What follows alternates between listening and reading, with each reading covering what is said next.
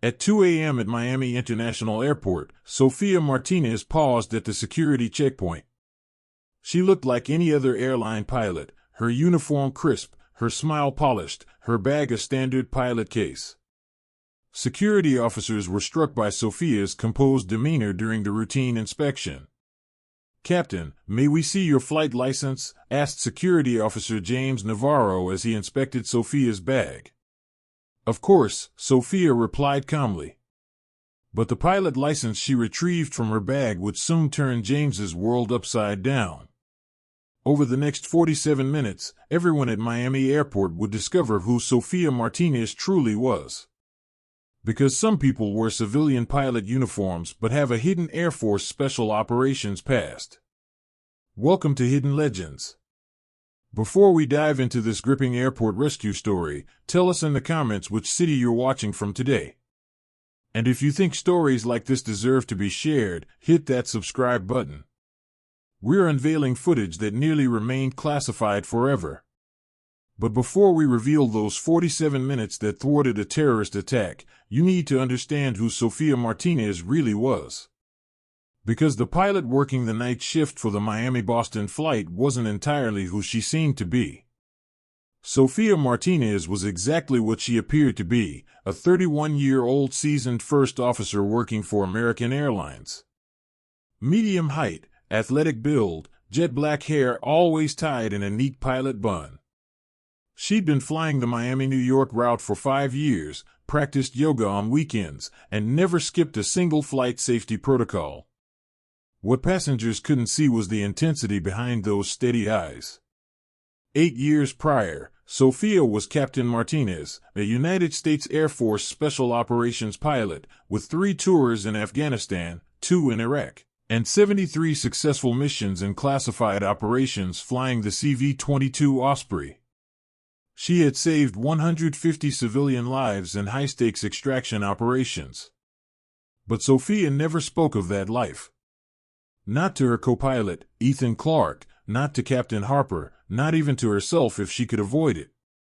She had crafted a new identity centered on civilian flight hours and passenger safety, deliberately choosing the most unremarkable aviation career possible. What Sophia didn't know was that in exactly 47 minutes, all that training would resurface, whether she wanted it to or not. Daniel Carter, 28 years old, had been studying airport security weaknesses for 6 months. He had analyzed the Mumbai, Brussels, and LAX attacks, not for academic purposes, but for tactical planning. He believed airports held symbolic value, drew global media attention, and had exploitable security gaps during night shifts. He had chosen Miami International specifically because security was minimal during late hours, and Terminal B handled international flights. He had memorized the terminal layout, timed security rotations, and studied red-eye flight passenger patterns. Daniel thought he had accounted for everything. He hadn't accounted for Sophia Martinez. Daniel Carter entered Terminal B's main entrance, carrying a black bag, his walk tense, constantly scanning his surroundings. When the first explosion echoed, Sophia was conducting her pre-flight checklist at gate B-15. Boom! The sound was unmistakable. Sophia had heard countless explosions in war zones with the CV-22 Osprey. This wasn't an aircraft engine or baggage handling noise, it was an explosive, close range, inside the terminal. While other crew members at the gate froze in confusion, Sophia's body reacted before her mind could catch up. 8 years of special operations training kicked in like a reflex. Dropping her headset, Sophia moved toward the explosion, not away from it. Every instinct urged her to protect innocent passengers, just as she had protected civilians in Afghanistan. Sophia sprinted to the security checkpoint. Security Officer James Navarro was in a panic, fumbling with his radio to call for help. "James," Sophia called out, "what's the situation?" "Sophia, there was an explosion in Terminal B. The attackers armed, taking hostages until backup arrives." Sophia quickly assessed the tactical environment. A standard police weapon, a Glock 19, lay on the security desk. James's trembling hands couldn't wield it. "James, I've got this," Sophia said in a calm but commanding tone. "You? But you're a pilot." Sophia picked up the weapon, checked the magazine, and released the safety. Muscle memory took over, special operations close quarters combat training. "I'm a former Air Force Special Operations pilot, 8 years active duty. I can handle this." James watched, stunned, as Sophia handled the weapon with professional precision. Sophia silently approached the terminal corridor. Daniel Carter was in the main area, attempting to control 15 to 20 passengers. Sophia took a tactical position, using cover and concealment for an optimal shooting angle.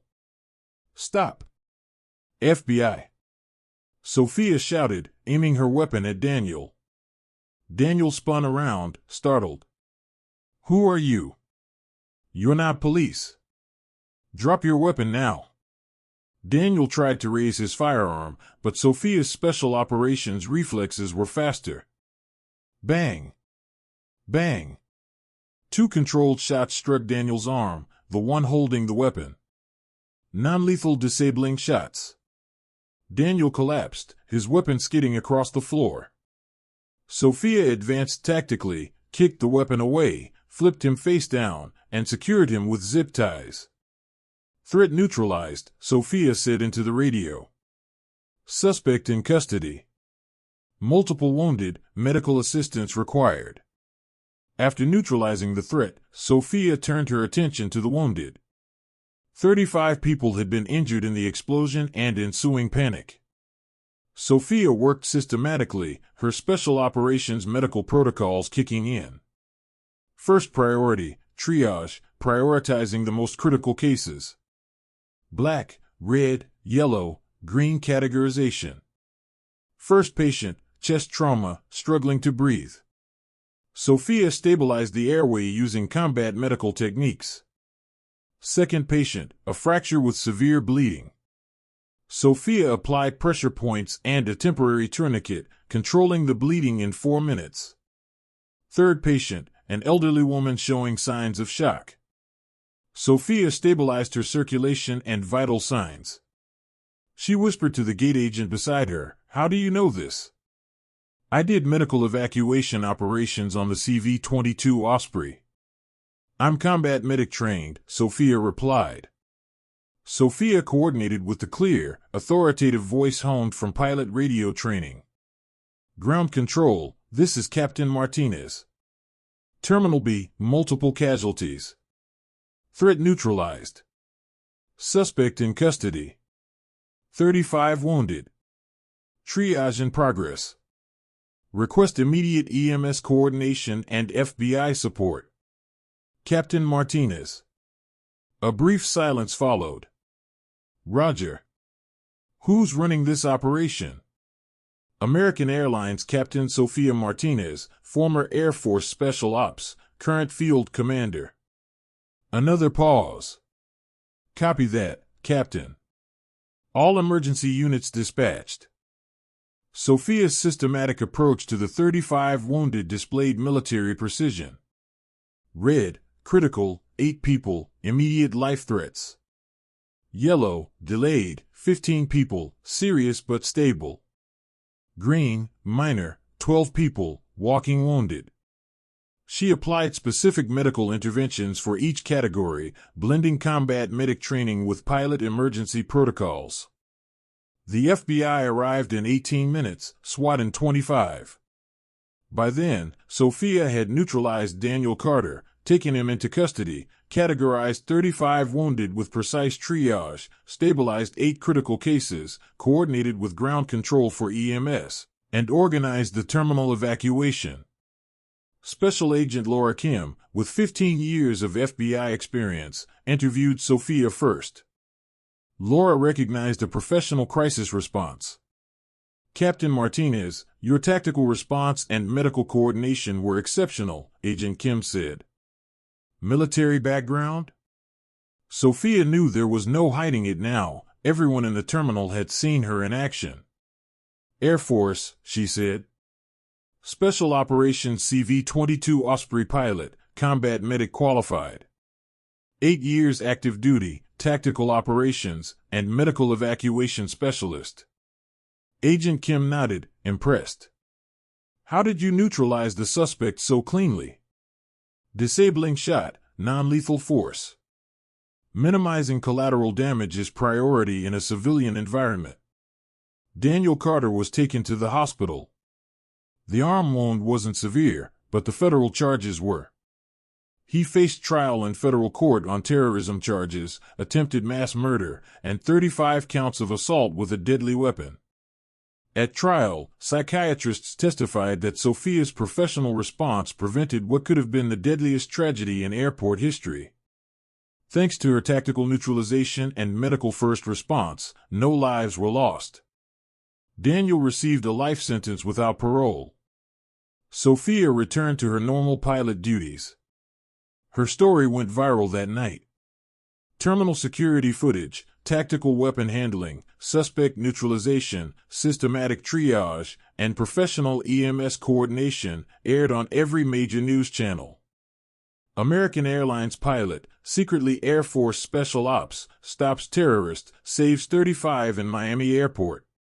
But for Sophia, the real challenge was explaining the truth to American Airlines management. Chief Pilot Harper called her. Sophia, are the news reports true? Were you really a special operations pilot? Yes, Captain, but now I'm an American Airlines pilot. Why the transition, with this experience? Sophia gazed at Miami's nightlights. Because I want to transport safely, not fight. I want to get passengers home. The next day, Sophia was summoned to a meeting with Flight Operations Director Thompson and the HR team. Sophia, Thompson said, we learned about your real background. Federal aviation records show special ops qualifications. Why didn't you disclose this? It was irrelevant. I'm an airline pilot, my military service is in the past. But this level of tactical skill. Sophia, you're not a typical first officer. You're chief pilot material and an aviation security consultant. Sophia paused. These skills are for protecting passengers. Yesterday, I protected 35 people in the terminal. Today, I'll protect 180 in the cockpit. Same mission. Thompson was impressed.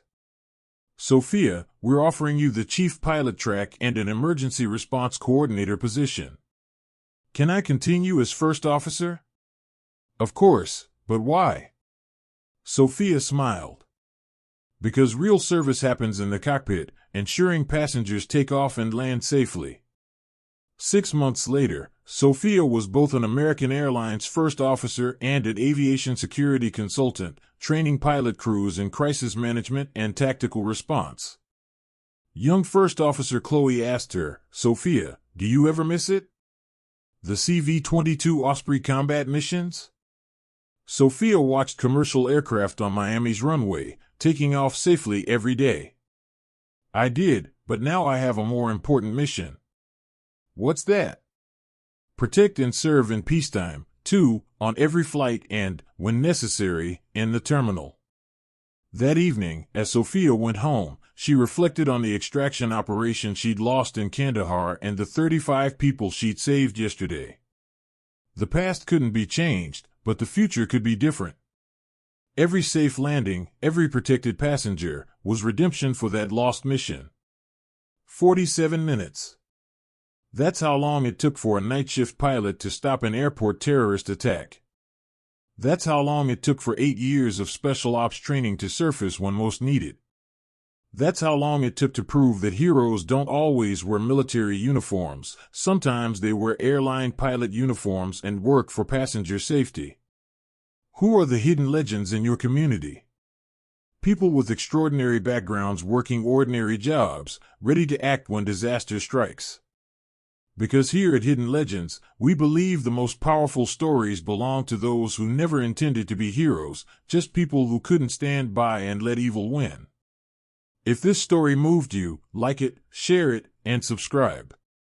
Let's ensure these hidden legends don't stay hidden. The pilot making announcements in the cockpit might just be the one you need when crisis hits.